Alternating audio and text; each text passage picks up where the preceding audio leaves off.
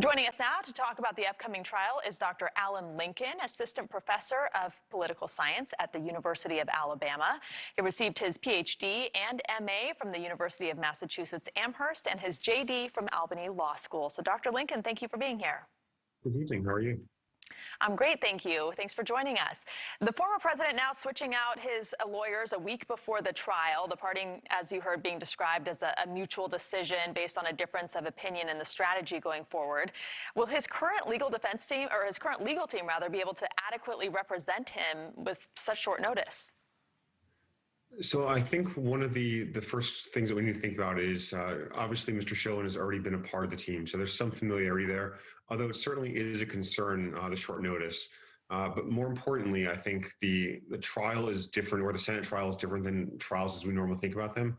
Oftentimes, if a week before trial you were to replace your defense team, you'd expect a continuance, you'd expect a delay, and I just don't see that happening here.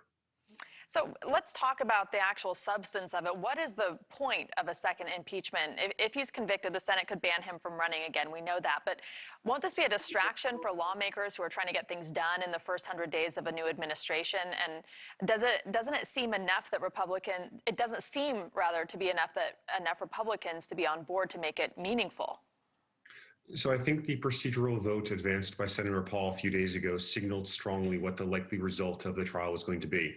That is, 45 senators, all Republican, voted against holding the trial because they believed it would be unconstitutional to impeach or to convict a former president, a private citizen.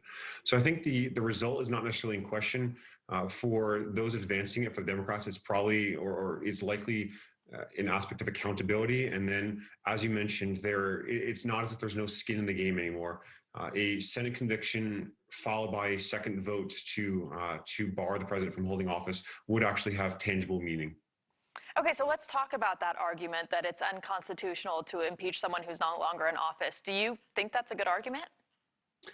My mind goes to a case from 1992, and the first answer, I guess the first thought is, no one really knows because we haven't really faced this question before, but we do have some precedent to suggest what the answer might be.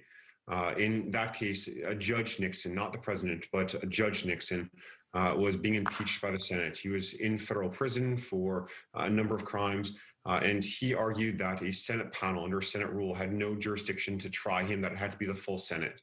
The Supreme Court voted and held that what the Constitution says the Senate shall try, it means the Senate shall try. It's up to the Senate to determine the rules and the governing body and how it works.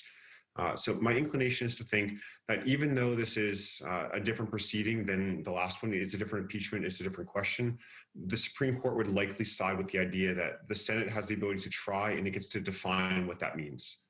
Okay, and this is going to be a very simple, straightforward trial compared to the last impeachment trial of the former president, particularly because many of the jurors are also witnesses. And so how do you expect this to play out, and how long?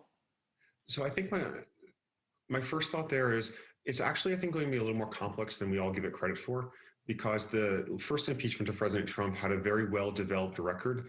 This was very much a knee-jerk reaction by the House. I mean, for lots of reasons why, but it was very much of a knee-jerk reaction. There's no record built up.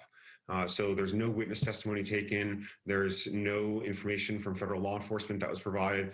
Essentially, as you mentioned, all the representatives and all the senators are witnesses themselves. So I'll be really interested to see when the Senate lays out the rules for the impeachment, how many witnesses there are going to be, who gets to call, how many witnesses, and what the procedure is going to be.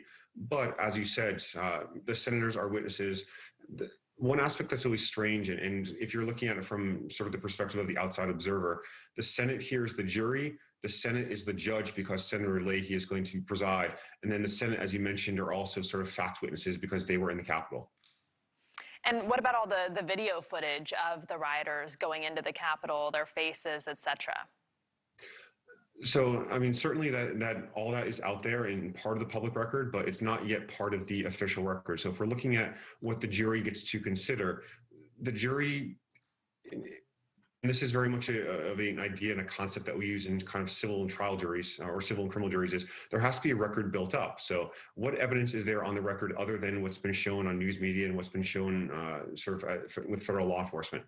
I'm very curious to see what actually gets put on the official record for the impeachment, because right now there's not much other than this is what we saw and this is what we heard. There's not much that about what happened behind the scenes or what happened sort of the day of.